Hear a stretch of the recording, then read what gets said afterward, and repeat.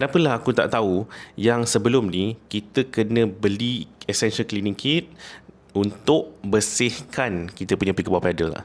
Beli pickleball paddle ni mahal tau. Ada yang sampai 700, ada yang sampai 1,200. Lepas tu nak keluar lagi yang brand-brand yang limited edition semua. So kalau kita tak jaga kita punya pickleball paddle ni, dia akan cepat rosak.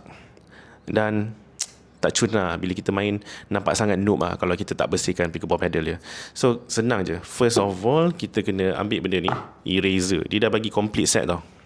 Okay, so ni eraser. Apa yang korang kena buat is, korang kena buat satu arah dulu kan, untuk buang dust-dust yang collected dekat pickleball paddle ni. Okay, dah buat satu arah. Lepas tu korang ambil yang cleaner ni, liquid ni, korang spray. Lepas tu ambil sponge ni, kena lap juga.